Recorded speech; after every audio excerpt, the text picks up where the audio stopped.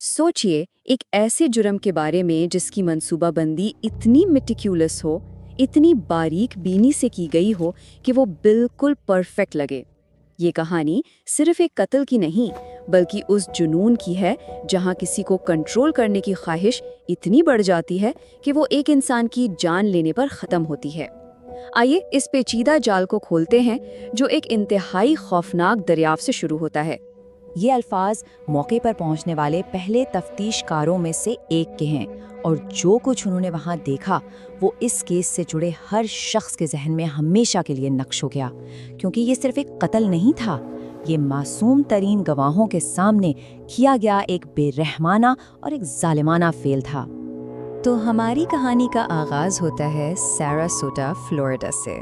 बज़ाहिर एक पुरसुकून खूबसूरत सा मुज़ाफ़ाती इलाका, लेकिन यहाँ एक घर के अंदर एक ऐसी हकीकत छुपी थी जिसका कोई तसव्वुर भी नहीं कर सकता था। 7 नवंबर 1997 की एक आम सी सहपहर थी।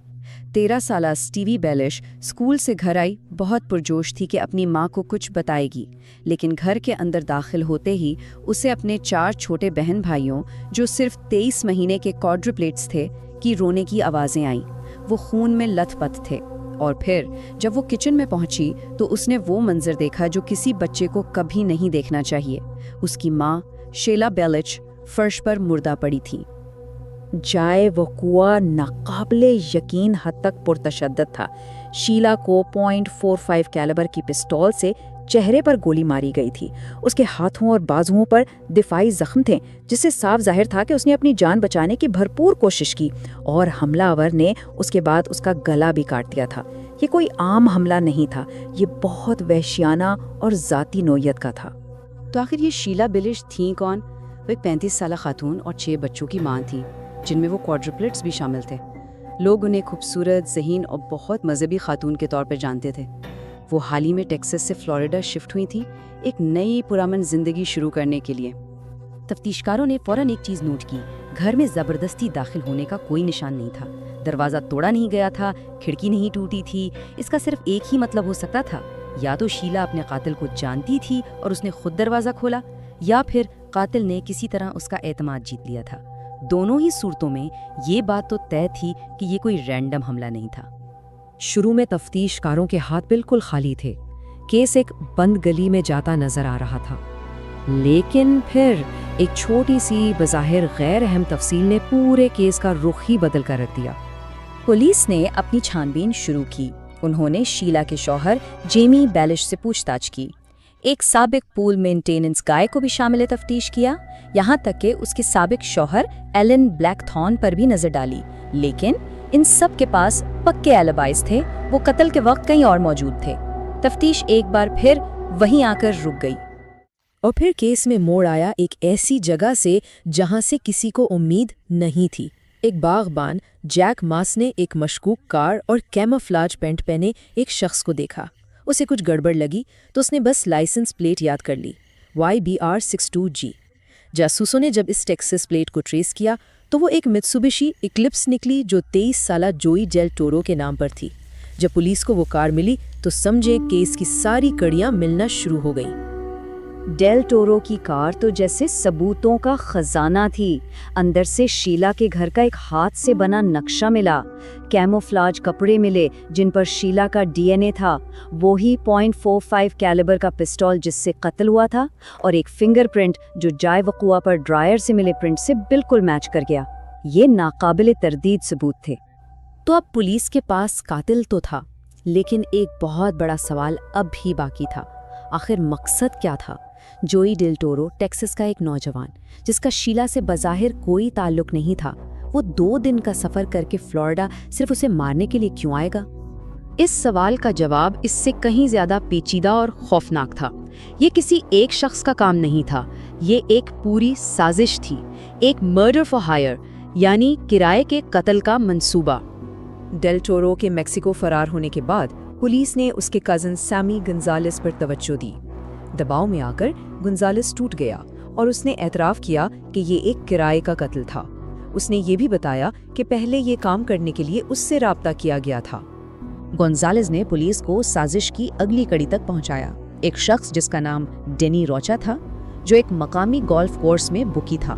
रोचा ने उसे $10,000 और शीला की एक तस्वीर दी थी और ये झूठ बोला था कि वो एक बुरी माँ है जिसे सबक सिखाने की ज़रूरत है। तो अब तस्वीर साफ हो रही थी। सबसे ऊपर एक मास्टरमाइंड था। उसने डैनी रोचा को हायर किया जो मिडलमैन था। रोचा ने ये काम सैमी गुंजालेस को दिया, जिसने फिर अपने कज़न जोई डिल टोरो को असल कातिल के तौर पर भर्ती किया। ये कत्ल के लिए एक वाज़े और सर्द महली से बनाया गया चेन ऑफ कमांड था। लेकिन इस पूरे मंसूबे के पीछे था कौन? वो कौन शख्स था जिसके पास एक मोहब्बत करने वाली माँ को मारने के लिए पैसा भी था, मकसद भी और इतनी संगदिली भी? ये मास्टरमाइंड कोई और नहीं बल्कि शीला का साबिक शौहर एलन ब्लैकथॉर्न था। दुनिया के लिए वो $40 मिलियन की मालियत वाला एक कामयाब बिजनेसमैन और कंट्री क्लब का मुअज़्ज़िज़ मेंबर था, लेकिन बंद दरवाजों के पीछे वो एक बदसलूक, कंट्रोल करने वाला और जुनूनी शख्स था जिसकी घरेलू तशद्दुद की एक लंबी तारीख थी। और उसका मकसद सादा और खौफनाक, मुकम्मल कंट्रोल। 10 साल की तल्ख कस्टडी की जंग के बाद शैला अपने बच्चों के साथ फ्लोरिडा आ गई थी एक नई जिंदगी शुरू करने। ब्लैकथॉर्न के लिए ये सिर्फ एक तलाक नहीं थी, ये उसके कंट्रोल का खात्मा था और ये कत्ल उसके तसल्लुत का आखिरी सबसे भयानक अमल था। चूंकि ये साजिश कई रियासतों टेक्सास और फ्लोरिडा में फैली हुई थी, इसलिए FBI ने केस अपने हाथ में ले लिया। उन्होंने ब्लैकथॉर्न को एक गोल्फ कोर्स पर गिरफ्तार किया। उसके घर की तलाशी से शीला के पत्ते का एक कंप्यूटर मैप मिला और तस्वीर का एक सेट जिसमें से वही तस्वीर गायब थी जो कातिल को दी गई थी। सबूत बिल्कुल पक्के थे। अब जब सारी कड़ियां जुड़ चुकी थी और साजिशी पकड़े जा चुके थे, तो आखिरकार इंसाफ का वक्त आ गया। एलन ब्लैकथॉर्न यानी मास्टरमाइंड को पेरोल के बगैर 2 उम्र कैद की सजा मिली। डैनी रोचा मिडलमैन को भी उम्र कैद सुनाई गई। जोई डेल टोरो कातिल ने फर्स्ट डिग्री कत्ल का जुर्म कबूल कर लिया और सैमी गोंजालेस को इसके किरदार के लिए 17 साल कैद की सजा मिली। आखिर में इंसाफ हो गया। 4 आदमी, वो जिसने हुक्म दिया, वो जिसने इंतजाम किया, वो जिसने भर्ती की और वो जिसने गोली चलाई, वो सब आज अपनी जिंदगी एक मोहब्बत करने वाली माँ के कत्ल के जुर्म में सलाखों के पीछे गुजार रहे हैं। ये अल्फाज इस बहुत बड़े नुकसान को बिल्कुल सही बयान करते हैं। एलन ब्लैकथॉर्न ने सिर्फ एक जिंदगी ख़त्म नहीं की थी, उसने 6 बच्चों से उनकी माँ को छीन लिया था। एक ऐसी औरत जो सबके मुताबिक उनसे हर चीज़ से ज़्यादा मोहब्बत करती थी। और ये कहानी हमें एक आखिरी परेशान कुन सवाल के साथ छोड़ जाती है। आखिर वो कौन सा तारीक नफ्सियाती रास्ता है जो किसी शख्स को कंट्रोल की शदीद ज़रूरत से लेकर इस तरह के सर्द, मंसूबाबंद और जालिमाना कत्ल की साजिश तक ले जाता है?